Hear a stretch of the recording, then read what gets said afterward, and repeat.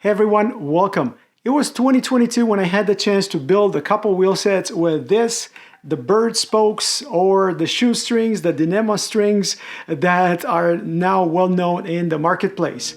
We've been using these wheel sets in the worst of conditions. They were used for racing and training. You can see them here on a really muddy start. You can see the bike at the end of the race. Here we are 2 years later, getting the wheels ready for a new season, and I thought I would share with you guys how did they withstand all that abuse of almost 2 seasons.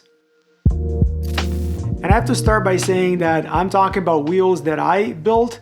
BERD sells their own wheels. They can also upgrade your wheels with BERD spokes. And while the use of BERD spokes requires special tools that are usually provided by BERD anyway, I wouldn't necessarily recommend building a wheel like this if you don't have a tiny bit of experience. I did cover the actual build in a couple of my videos, and they do differ slightly depending on the type of spoke interface you have on your hubs. 1, J-bend that requires the most work. 2, straight pull that doesn't require as much work on the hub itself. And finally, the most elegant version that we have in the market today, when the hub has hooks specifically designed for these little strings, and you have multiple manufacturers in the marketplace offering those hubs today. And if you know how to build a wheel with regular spokes, this is not that much different aside from the hub preparation. But one problem that you will run into is the fact that these strings, these BERD spokes will stretch, will elongate during the process. That usually means that's going to take you longer to build a wheel with BERD spokes because of extra tensioning that is required, but also that in time these spokes are going to lose some tension. Actually, BERD says that it's normal to go back in 6 months or after a season and just tighten the spokes 1 extra half a turn. So how are my wheels after 2 seasons of using? I haven't touched them in any way. I haven't trued them. I haven't done anything to them. And if I start with this wheel, yes, it's still perfect, but it has not seen that much use.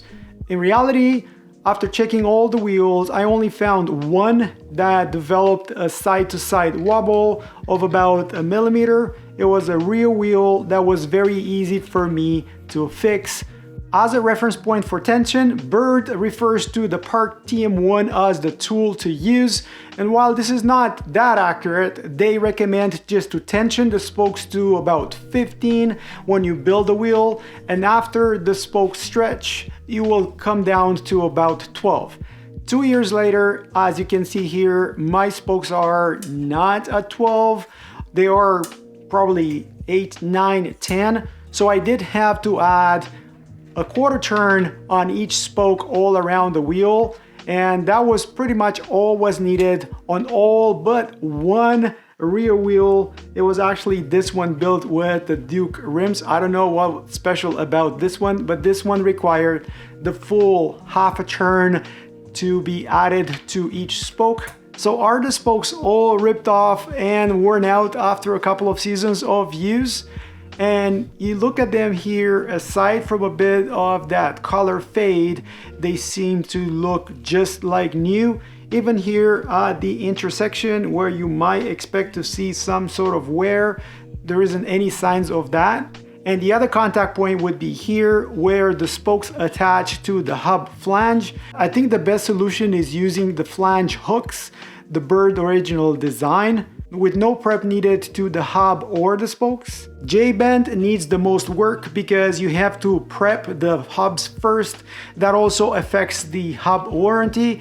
As for the straight pull, that's a pretty elegant solution, but if you look at my installation video, you're gonna see that there is quite a bit of work needed just to pull the strings through the hub flanges. So no spoke wear and tear that we can speak of at any of the ends of the spoke or at the intersection.